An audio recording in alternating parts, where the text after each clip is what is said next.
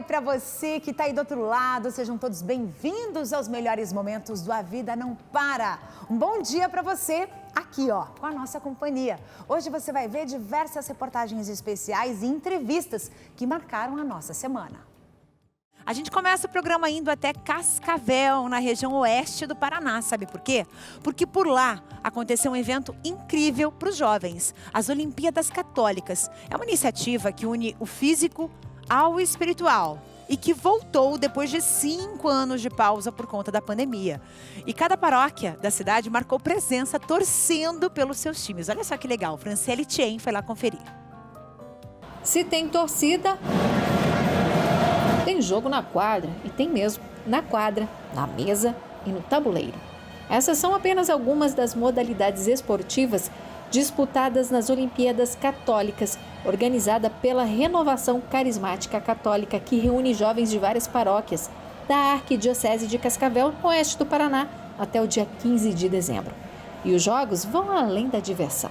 Ela surgiu em 2003, organizada pelo Ministério Jovem da Renovação, com o intuito, de unir o espiritual com o físico, praticar esportes e também uma forma de unir a juventude. Desde a pandemia, as Olimpíadas foram paralisadas e quase 5 anos depois, ela voltou e com força total. Os atletas se preparam como se fossem para uma Olimpíada, ajeita o tênis, faz um pequeno alongamento.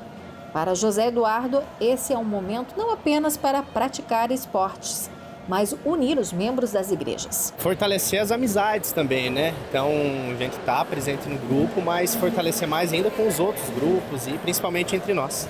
Torcida é o que não falta. Batidas fortes, vozes que cantam um tipo de hino feito por eles para motivar cada um à sua paróquia. E não tem como não entrar junto nesse clima de torcida, junto com essa galera que vem de várias paróquias aqui de Cascavel. A devoção é grande. As cores do seu time, nos uniformes e, por que não, no rosto. Renan Mateus leva a sério a cara pintada e vestido com a bandeira da paróquia Rainha dos Apóstolos e com muito amor pela comunidade a qual pertence, além, claro, do espírito competitivo. A gente está torcendo para valer, a gente veio aqui para ganhar. E qualquer esporte que tiver no presente, a gente vai lá para torcer, para dar ânimo. Ali no ping-pong, a gente estava torcendo, ganhamos 2 jogos, feminino e masculino. E o grito de torcida está na ponta da língua desse jovem católico. O tererê é presença até morrer, o tererê é presença até morrer. E por falar em morrer, só se for de cansaço. Entre os intervalos, gincanas, de fazer tremer as pernas. Ficar na posição de cadeira não é para qualquer um. É bem difícil na hora, é muita pressão, então a pressão faz motivar você ficar ali até o final. E quando eu vi que estava todo mundo desistindo e só eu ali, dá vontade de participar cada vez mais e mais e ficar até o final para conseguir ganhar. Para eles, flexão de braços. Quem faz mais sem colocar o joelho no chão é campeão. Dava para fazer mais, ainda estava uma média ali de 10 a 0, estava no 5 ainda. Dava para fazer ali umas 70, 80. E vencedor, ele vai para a torcida e vibra junto. A pessoa vem aqui, se distrai, se sente acolhida, se sente ter uma nova família. A gente sempre traz aqui a doutora Giovana Sartório, que é advogada, especialista em direito de família, para falar sobre diversos assuntos. E a gente vem falando muito sobre os idosos, só que hoje, neste momento, é a vez das crianças, O que a gente faz com as crianças, por exemplo, quando chega Natal, Ano Novo, férias, Os pais são divorciados, e aí? Como é que fica essa divisão? Não dá para dividir a criança em 2. A gente precisa se organizar. E muitas vezes essa organização é na base da guerra. Doutora? Bem-vinda. Carla, primeiro queria elogiar a árvore de Natal, que tá belíssima. Belíssima, Da nossa adorei. Árvore? Não tá linda? Tá lindíssima, não fiz a minha ainda, olha. Uma dica aqui já para você, Gostei. Viu? Linda, E muitas vezes é em torno da árvore de Natal que essas discussões familiares acontecem afloradamente e aí a confusão tá instaurada em casa, É. Quem fica com a criança, porque muitas vezes a mãe acaba ficando com a criança, o pai, e aí o pai tem um compromisso, eu quero passar o Ano Novo em tal lugar, daí você fica no Natal, eu fico no Ano Novo, e daí aquela confusão. Como é que a gente faz para organizar isso? Carla, é um momento tão especial, né? De montar árvore junto com os filhos, com a família, dividir esse momento. E é um momento que eu vejo mais briga. Infelizmente, né? A lei ela não é muito clara com relação a essa divisão de férias, ela não é clara com relação à divisão de Natal, Ano Novo, feriados. Então, o que a gente gosta sempre de recomendar é que tenha bom senso, que criança precisa de pai e mãe, né? E que esses pais possam dividir de forma igual, mas nem sempre podem por causa de trabalho, né? Mas dividir de forma igualitária, metade das férias com um, metade com o outro, revezar o Natal e Ano Novo, desde que também aquela criança se sinta bem e confortável, né? Que ela possa estar num ambiente de amor e afeto, né? É quase que uma instituição empresarial. Por exemplo, quem tirou férias quem folgou no Natal esse ano, folga no Ano Novo. E assim, é a mesma coisa em casa, assim. Por exemplo, se a criança passou o Natal com a mãe ano passado, esse ano vai passar com o pai. É meio por aí mesmo essa organização? Sim, e é uma organização que a gente tem que fazer com tempo de antecedência, né? Porque os pais também, quando estão separados, tendem a ter uma vida com outros cônjuges, às vezes, independente, né? Uma vida... As famílias hoje, elas estão tendo uma família mosaico, né? Enteados e afins. Então, tem que se organizar com bastante antecedência, Carla, para que as pessoas possam organizar as suas férias, né? E intercalar, realmente. Esse ano passou com a mãe o Natal...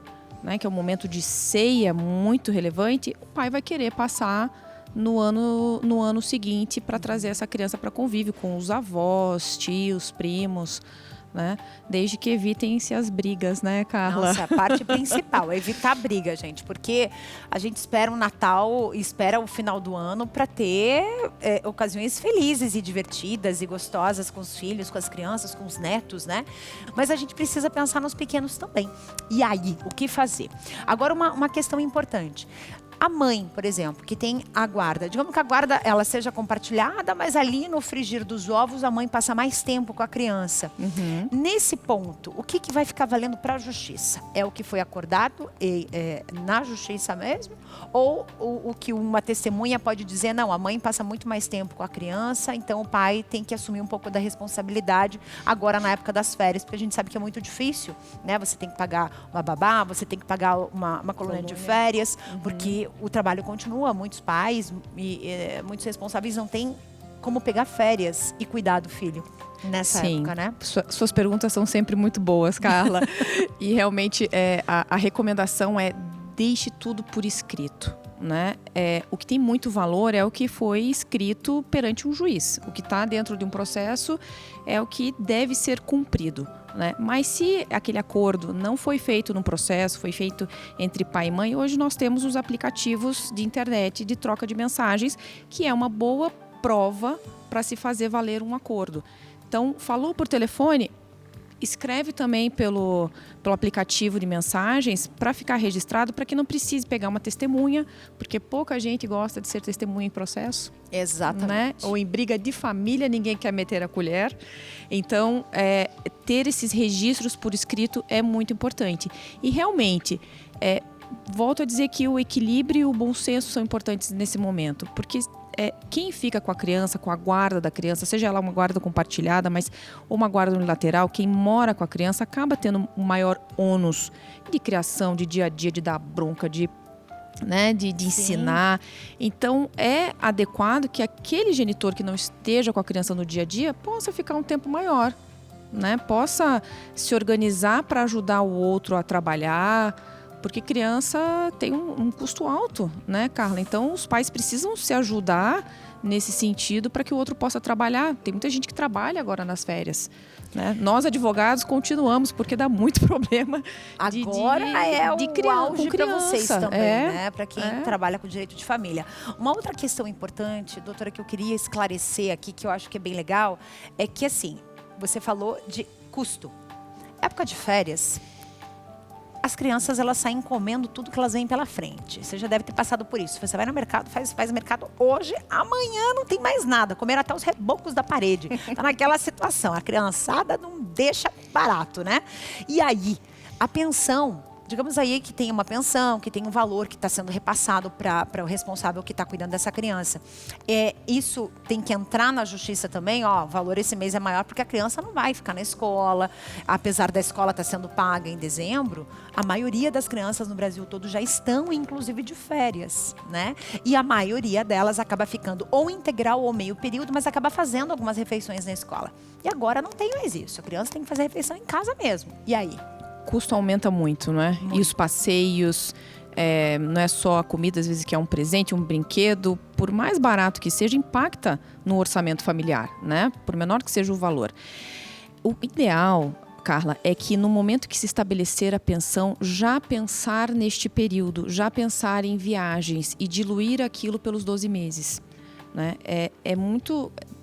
Não é usual vermos uma contribuição maior neste ano. O que é mais usual é diluir a contribuição que seria maior neste fim de ano pelos 12 meses.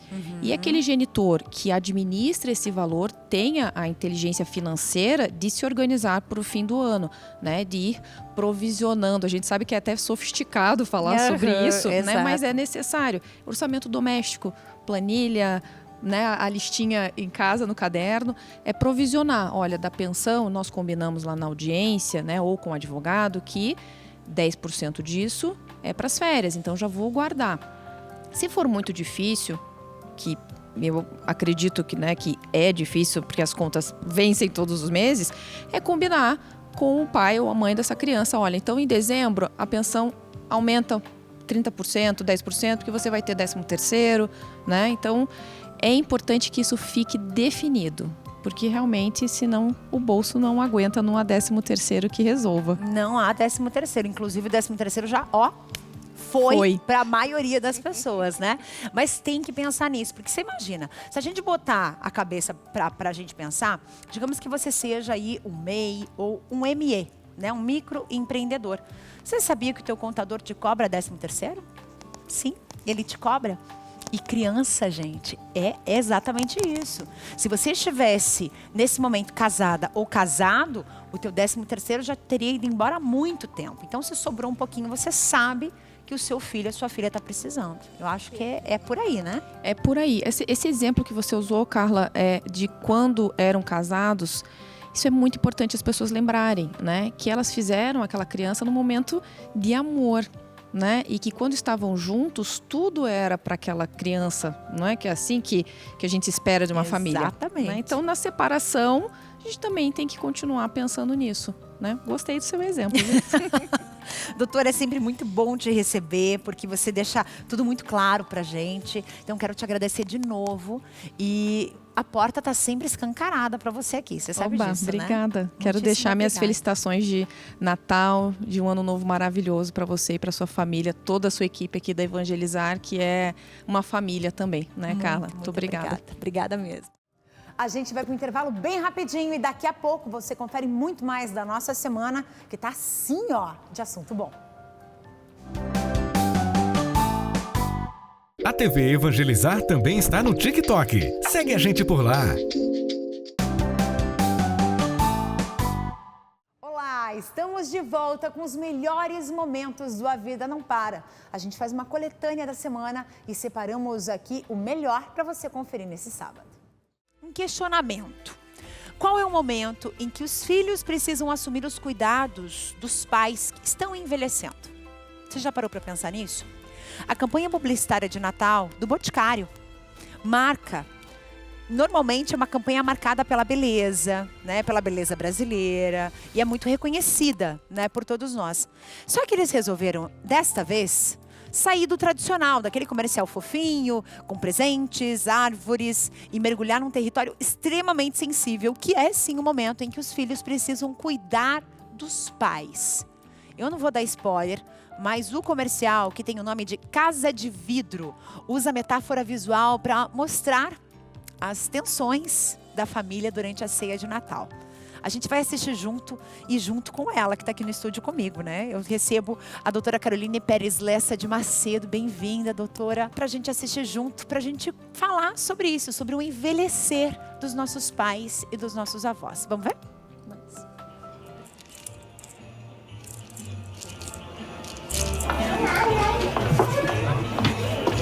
Deixa a mãe. Vem cá.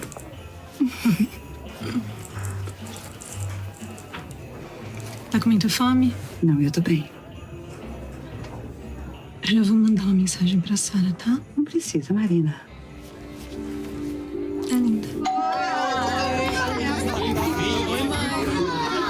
linda. Mena, já demorou de essa Tudo bem?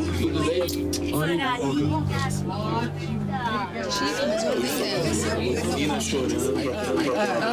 A sala lá, 3 panelas. Tem um detalhe, a panela de pressão tava frouxa, então foi no limite. Essas batatas estão ótimas. Obrigada.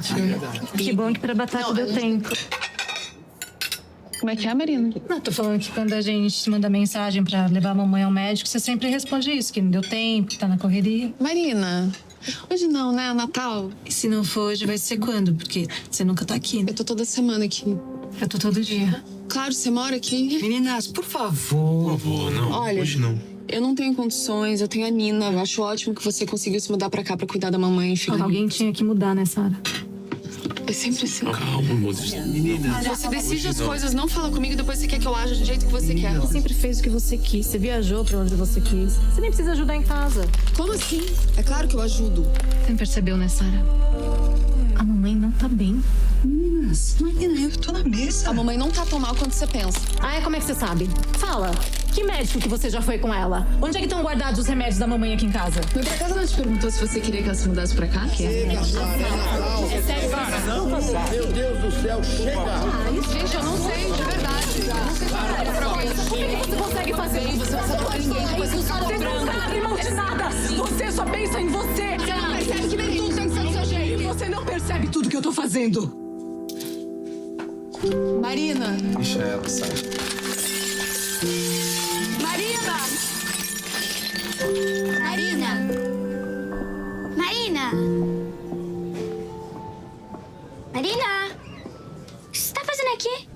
Tem muita gente lá na sala, eu já vou lá, tá? É óbvio que tem muita gente. É Natal. Tá bom, eu já vou. Já tá chegando a hora da minha apresentação.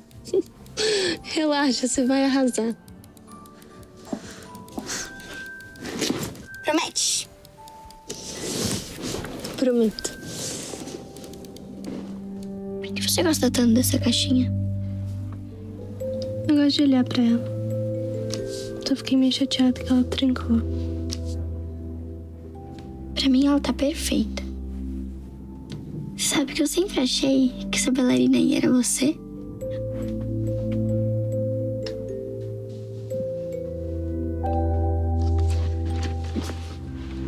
Tô. É presente de Natal. Não. Sério?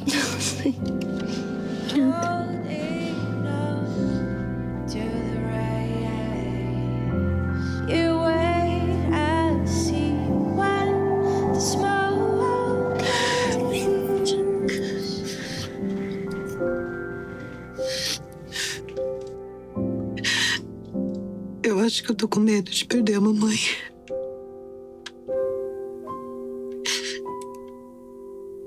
Eu tô com você. Promete? Prometo.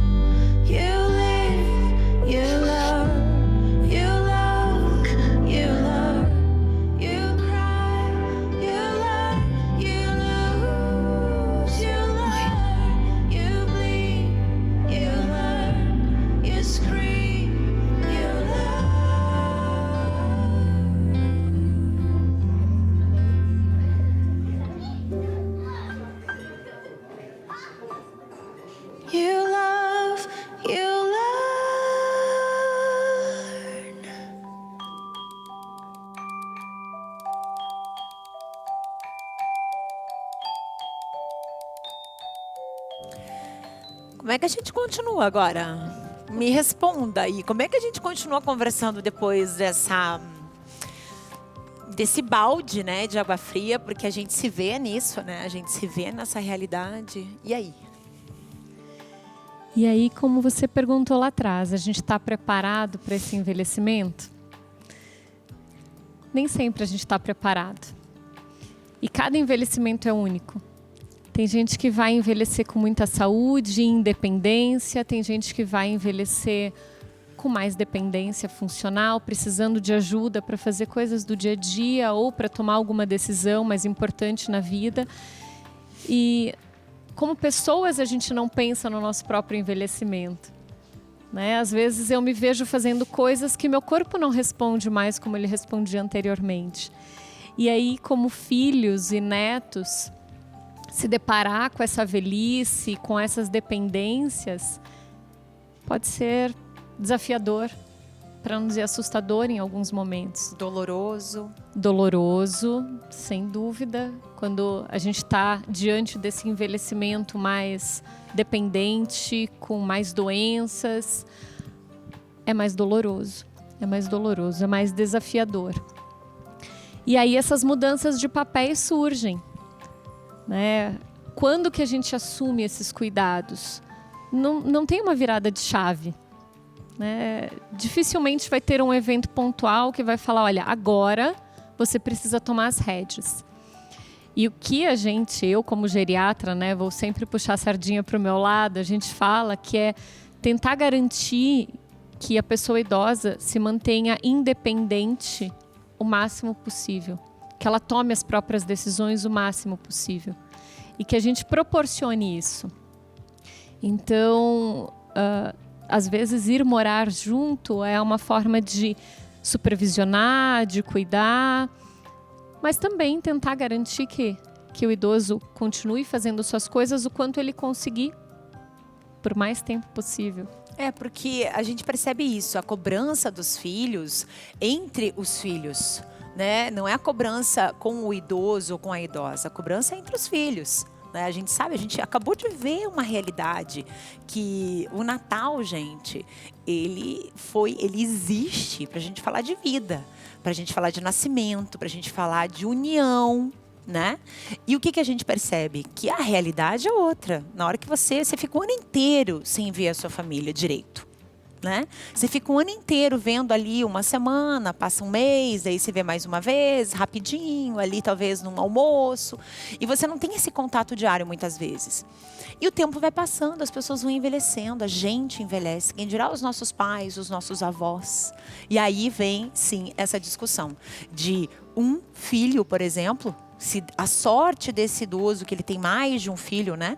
Que um filho decida ir ajudá-lo, morar junto com ele, porque os outros, já foi, ela já está lá, já está ajudando, por que eu tenho que ir também? Né? Por que eu tenho que estar ali em volta? Né? Porque eu sempre estou ocupado, sempre estou ocupada. Né? E aí é muito doloroso isso, porque esse tipo de discussão junto com os pais é muito difícil. O que você diria para um idoso que está passando por isso hoje, vendo os filhos discutirem e brigarem por conta dos seus cuidados? Porque a maioria, eles não brigam porque querem cuidar. A maioria briga porque não quer cuidar. Não quer dar atenção. Não tem tempo para essa pessoa. E aí? E infelizmente isso acontece bastante. E o que eu vejo bastante nas consultas é: eu não quero dar trabalho. Eu preferiria não dar trabalho. Eu preferia que ninguém estivesse aqui cuidando de mim. Né? Mas infelizmente eu preciso nesse momento. E aí as mudanças de papel. Porque esse idoso já proporcionou esse cuidado em algum momento. E agora, para os seus filhos, né? A gente não sabe da trajetória de vida de todas as pessoas, mas ele já prestou esse cuidado e agora é o momento de trocar de lado. E aí o idoso fica nessa sinuca de bico. Porque se ele se coloca e fala, eu realmente preciso de cuidados, vocês vão ter que se dividir para cuidar, ele vai entrar no conflito. Se ele fala, não, tá tudo bem, aquele único filho que cuida vai continuar sobrecarregado. E aí eu acho que o fim da propaganda traz talvez a resposta. Quando as duas sentam, abaixam as armas, conversam e falam não só das cobranças, mas dos medos, das aflições e de que, olha, eu preciso de ajuda, né? E aí a outra fala, não, a gente vai estar junto. E isso tranquiliza. Então, talvez, baixar as armas e falar, olha, a gente precisa estar junto. Essa é a nova realidade que se impôs. Então, a gente vai ter que lidar com isso daqui para frente. da forma como for melhor para aquela realidade, para aquela família, né? Não tem uma receita de bolo. Vai ser igual para todas as famílias. Não vai. E o que você diria, então, para um idoso que está passando por isso agora e que, de repente, está usando essa nossa conversa aqui para ter uma ideia? Chamar os filhos para conversar. E entender que está dependente. Não quer dizer que você quer ser dependente. É que você está dependente naquele momento, né? A gente chega uma fase da vida que a gente precisa de ajuda. E a gente tem que verbalizar que precisa de ajuda. Estender a mão e falar, eu preciso de ajuda. E aí chamar esses filhos para conversar é menos doloroso do que reunir todo mundo no Natal para acontecer uma discussão mais acalorada? Às vezes o Natal é a única oportunidade, né? Essa reunião já foi marcada e desmarcada e remarcada milhares de vezes. E o Natal, como você falou, é um momento de união, de celebração, mas também é um momento de reflexão. Então todo mundo que foi sentar à mesa também trouxe as suas reflexões ali por trás. Talvez tenha sido por isso também um estopim. Mas, claro, quanto antes, antes.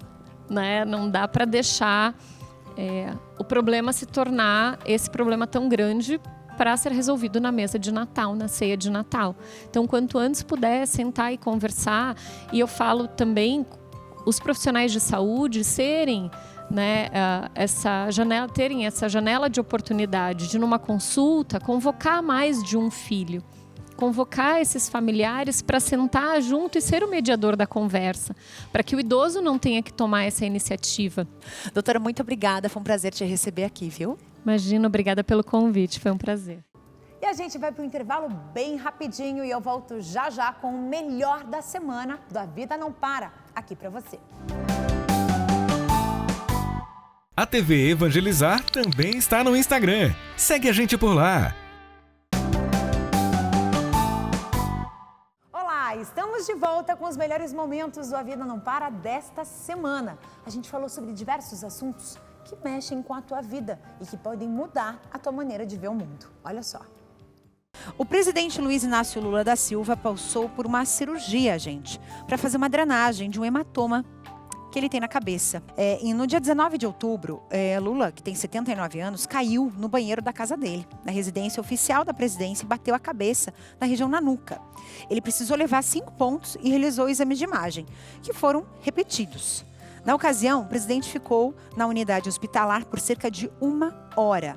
Foi uma drenagem de uma hemorragia intracraniana e a gente vai conversar agora exatamente sobre isso, sobre essas questões sérias que envolvem, por exemplo, uma queda dentro de casa.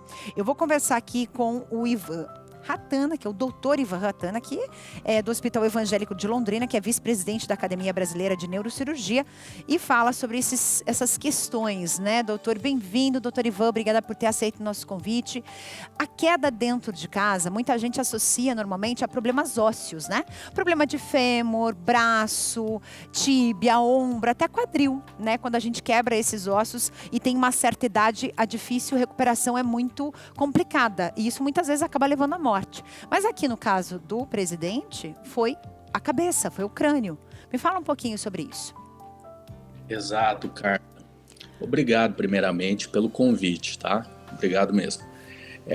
Ter essa oportunidade para falar a respeito do que aconteceu com o presidente Lula, que foi esse tratamento do hematoma intracraniano, que a gente chama de hematoma subdural crônico. Provavelmente foi esse o hematoma que ele teve.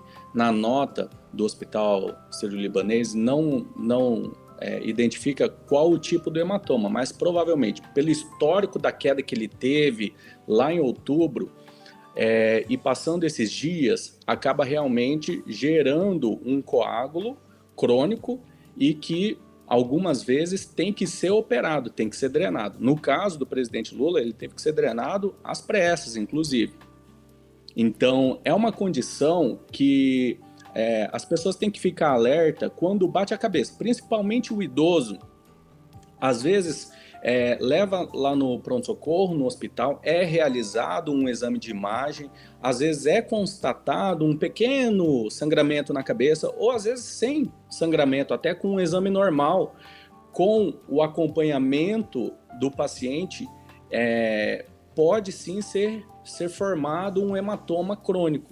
E esse hematoma crônico, como eu coloquei aqui na imagem, ele pode sim exercer um efeito de massa sobre o cérebro e acabar trazendo algum sintoma neurológico, como às vezes uma perda de força de um lado do corpo, ou às vezes até algum outro sintoma, como dor de cabeça, que foi o que o presidente Lula teve.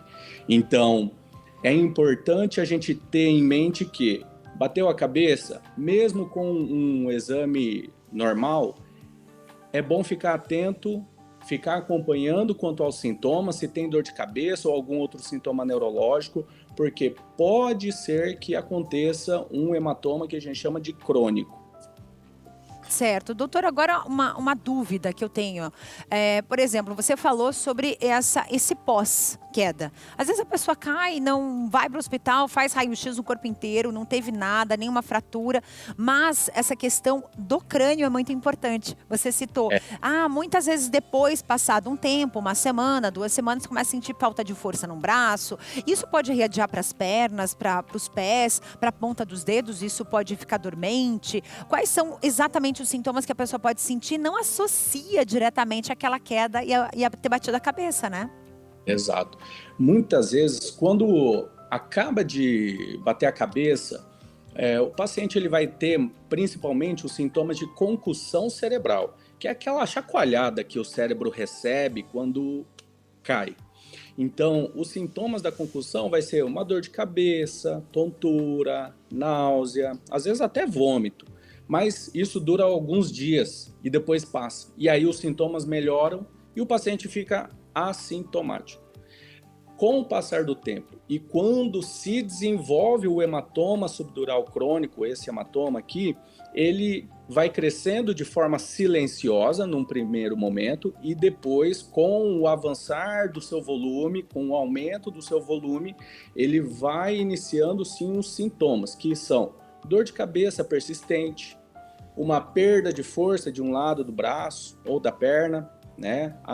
Tá mais difícil para andar, tá mais difícil para andar. Às vezes para falar fica com aquela dificuldade, uma fala mais enrolada, pode ser também um dos sintomas. Então, Carla, o que eu digo que é importante a gente ter a consciência de que caiu, tá tudo normal, já ficou bem, mas é um idoso, opa, fica atento. Fica atento porque se começou depois de uns 30 dias, 40 dias, voltou a ter algum sintoma neurológico, ou uma dor de cabeça, ou um formigamento, opa, peraí, vamos voltar lá no médico, vamos repetir um exame de imagem. Essa é a principal dica que fica, porque muitas vezes a gente olha, fala, vê a tomografia, é só isso daqui, vai ser reabsorvido, ok? E depois o paciente ele fica assintomático. E aí abaixa a guarda e esquece a história. E aí começa a ter uma dor de cabeça aqui, um formigamento ali, acha que é normal, acha que foi porque tomou muito sol e tudo, mas a gente tem que lembrar da queda que teve ali alguns dias atrás e voltar, às vezes, fazer algum exame de imagem. Isso é muito, muito importante. Bem, doutor Ivan, muitíssimo obrigada, viu, pela tua presença aqui. Foi muito importante a gente receber para a gente esclarecer essas questões, né? Porque a gente fica muito conectado à perna, braço, esquece que o crânio também é super frágil, né? Com o passar do tempo, os nossos ossos vão ficando mais fraquinhos, né? Então tem que ficar o alerta para todo mundo aí, né, doutor? Muito obrigada. Eu que agradeço. Obrigado. Você já deve ter ido no restaurante e deve ter visto, olha, me ofereceram ali um cardápio diferente. Um cardápio digital, é isso mesmo? Esse é o primeiro contato que nós temos com a comida quando a gente chega no restaurante, certo? Numa lanchonete ou em qualquer lugar que você vai ali fazer um lanche, por exemplo, jantar ou almoçar. E aí, como que realmente deve ser esse cardápio, você sabe? Será que o estabelecimento tem que ter um cardápio físico também? Ou esse digital funciona? Só que aí vem muitas questões. Puxa vida, cheguei no restaurante, estou sem bateria no meu celular. Como é que eu vou ver esse cardápio? Então, eu vou conversar agora com quem entende do assunto, que é o Jaiderson Rivarola, que é superintendente do PROCON de São José dos Pinhais, que é a região aqui de Curitiba, uma cidade bem coladinha aqui na capital do Paraná. Seja bem-vindo, muito obrigada pela presença aqui. Bem, para a gente começar esse papo, o que é estabelecido por lei para o estabelecimento? Porque com a pandemia, a gente percebeu que tudo que era físico acabou deixando de existir. Né, os cardápios, por exemplo, porque as pessoas manuseavam e podia contaminar, podia passar, enfim, Covid para todo mundo. Tinha todas essas questões que eram muito discutidas nessa época, né, quando a pandemia estava em alta, digamos assim. E muita gente resolveu tirar completamente o cardápio físico para trazer esses cardápios digitais. Mas aí, todo mundo tem celular, certo? Nem todo mundo. Tem gente que não tem celular, tem gente que não tem, às vezes, internet no celular, não tem bateria. Como é que funciona isso? Ou não tem bateria ou não tem um celular adequado, né? Que tenha tecnologia que dê para ela consultar aquele cardápio. E mais ainda, a pessoa com deficiência visual, como é que ela vai ter acesso ao cardápio se ele é digital? Então, realmente, o Código de Defesa do Consumidor, ele fala que tem que ser muito clara essa informação para o consumidor. O consumidor tem que saber o que ele está comprando, a quantidade, o valor e, se possível, também especificar ali a questão dos valores e o que está sendo servido para ele nesse cardápio. Certo. E agora, o cardápio digital. Ok, a pessoa chegou lá, vai ter o cardápio físico também, obrigatoriamente, ou não? Não precisa ter? Em vários estados do Brasil e em municípios também, leis municipais e leis estaduais, estão prevendo e exigindo que você pode até oferecer o cardápio digital por QR Code, mas também tem que ter o cardápio físico para os consumidores. Certo. Agora, para quem está assistindo a gente, tem essa dificuldade. Vamos colocar aqui um exemplo sobre as pessoas que têm baixa visão, as pessoas que não enxergam muitas vezes. Como é que ela vai fazer para ela pedir uma comida num restaurante? Ou ela nem vai? Pois é, nesse caso nós também temos leis estaduais em todo o Brasil, né? De onde você estiver assistindo, leis estaduais e municipais que exigem que você também forneça o cardápio em braille. Em São José dos Pinhais, aqui no Paraná, nós temos uma parceria com a Secretaria de Educação do município que fornece gratuitamente o cardápio para a empresa. A empresa envia por e-mail, né, o seu cardápio para o município e ele então imprime e entrega gratuitamente para a empresa fornecer esse cardápio para as pessoas com baixa visão, que é o cardápio em braille. Que legal isso. Então, olha, porque a gente pensa só na gente, né? Mas e começa a ampliar a nossa visão, começa a pensar no outro, né? Puxa vida, será que aquela pessoa ela tá conseguindo ir no restaurante, solicitar um alimento, comprar alguma coisa porque ela não tem esse acesso? Então, é uma dica bem legal para quem está assistindo a gente. Mas qual que é a maior dificuldade quando se trata de estabelecimento comercial? Você que está ali no dia a dia do PROCON em São José dos Pinhais. A gente está orientando as empresas, né, bares, restaurantes, enfim, hotéis, para que forneçam o cardápio físico também. É muito importante que o empresário se coloque no lugar do consumidor. Então tem muitas pessoas que têm dificuldade realmente com a tecnologia, as pessoas idosas, pessoas com deficiência, ou a pessoa tem um equipamento que não é compatível, que não faz a leitura do QR Code. E aí, como é que faz? Então alguns estabelecimentos estão colocando e disponibilizando um equipamento próprio, digital, para consultar o cardápio. Mas a lei exige sim o cardápio físico. Então nós estamos dando um prazo para que seja feita essa adequação, porque a lei prevê multa, prevê uma série de coisas que não são legais, né? O que a gente quer realmente é orientar e fazer com que todo mundo fique feliz na consulta, quando vai no mercado, quando vai num estabelecimento para comprar um lanche, que tem ali o cardápio físico. Isso é bem legal. Agora me fala um pouquinho sobre isso daqui. Olha só, gente, você já deve ter visto em algum restaurante que você tenha ido o Código de Legislação Brasileira de Defesa do Consumidor. Por que esse livro ele tem que ficar exposto no estabelecimento? É muito importante o consumidor, quando vai no mercado, vai num restaurante, vai numa loja, ele saiba que ele pode consultar, né, os seus direitos. Por exemplo, ele vai num mercado e tem um produto que ele não localizou aquele produto, mas está anunciado como oferta. Então, no Código de Defesa do Consumidor diz que ele pode escolher um produto similar àquele que está sendo ofertado pelo mercado, por exemplo. E no Paraná, a gente está falando para todo o Brasil, mas falando para o Paraná, nós temos a consolidação das leis do consumidor. Então essa consolidação, que vai começar a valer agora em março, ela também prevê e vai constar num código para que o consumidor possa consultar e saber os seus direitos. Então é importante o estabelecimento comercial ter sim esse Código de Defesa do Consumidor na sua loja, na sua empresa. E é obrigatório, né? Até onde eu sei. Porque é obrigatório. Se a pessoa chegar num restaurante e tiver que fazer a consulta do código e esse livrinho não estiver lá, aí vai dar um certo problema aí, né? A lei prevê exatamente isso para você, consumidor, saber da sua legislação, saber da lei que existe há muitos anos no Brasil, que é o Código de Defesa do Consumidor. Então, chegou no estabelecimento, não tem aquele código, ele pode reclamar no PROCON, ele pode procurar o Ministério Público, enfim, porque a lei exige que estabelecimentos tenha, né, o Código de Defesa do Consumidor à disposição para você consultar ali a qualquer momento. Certo. Agora, digamos que o restaurante não tenha nada disso que você falou. Não tem o Código de Defesa, né, que é o livro, não tem o cardápio e tá aquela bagunça. Vocês mandam recomendações administrativas, não exatamente uma multa, é isso? Perfeito. Essa recomendação administrativa que está sendo enviada em todo o estado do Paraná pelo PROCON Paraná e no nosso PROCON municipal para a cidade, né, para os estabelecimentos de São José dos Pinhais, para que eles façam a adequação, para que eles tenham o Código de Defesa do Consumidor e que eles tenham o cardápio impresso para o consumidor. Claro, ele pode ter o cardápio digital, consultar ali o QR Code, é uma facilidade que tem pessoas que gostam, mas para aquele consumidor que não tem a tecnologia, um celular, ou prefere realmente consultar o cardápio físico, que tenha à disposição também o cardápio físico e, se possível, o cardápio em braille para as pessoas com baixa visão. Certo. E trabalhando no PROCON, no dia a dia ali, a gente percebe agora, principalmente pós Black November, né, que é o mês inteiro, que muita gente faz o mês todo, não só a Friday, né, mas faz o mês todo de descontos, a gente percebe que, emendando com o Natal, alguns descontos continuam. Só que muitas vezes o consumidor chega ali na loja, opa, mas isso aqui não estava com desconto? Ah, mas não está mais. Quer dizer, como é que funciona isso, essa discussão com o PROCON exatamente, quando você entra numa loja e há 3 meses uma roupa custava, vamos dar um exemplo, R$50, né? Na Black aumentaram para R$100 e disseram, tá com 50% de desconto. Aí você chega lá, tá o mesmo valor que estava em outubro, por exemplo. E daí chega dezembro, agora tá R$100 de novo. Como é que funciona essa... É livre essa mudança de preço? É possível essa mudança de preço? É bel prazer, assim? Na verdade, é vedado pelo CDC, né, como prática abusiva, né, essa elevação injustificada dos preços. Então, se isso acontecer, o consumidor pode reclamar no PROCON e também no Ministério Público, quando não houver na sua cidade o PROCON municipal, estadual, porque é uma prática abusiva, o PROCON vai atuar, pode multar essa empresa.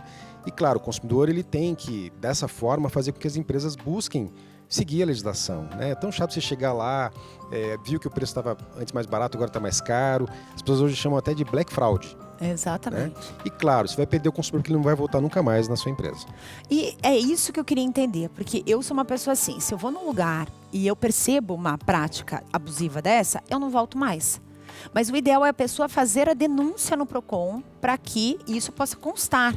Porque simplesmente virar as costas, essa loja vai continuar fazendo isso com outras pessoas, é isso? Nós recebemos várias reclamações e nós multamos sim, né? E depois nós damos essa devolutiva para o consumidor. Essa empresa foi multada por descumprir o Código de Defesa do Consumidor. E há casos, inclusive, que o consumidor é ressarcido. Nós temos lá no PROCON Municipal uma lista de devolução de valores, que hoje já chega a R$6 milhões de valores devolvidos para o consumidor. Uau! Exatamente. Então, isso também acontece, não só a multa para o PROCON, mas também de valores devolvidos para o consumidor. Nossa, Jaiderson, isso é uma coisa importante. Eu não sabia, eu imagino que muitas pessoas também não saibam disso. Então, tá aí, mais uma informação que tem que ficar atento. Então, se você se sentiu lesado por uma empresa, por um comércio, por uma loja, fica a dica, faça a denúncia que você pode sim ter valores, inclusive, ressarcidos.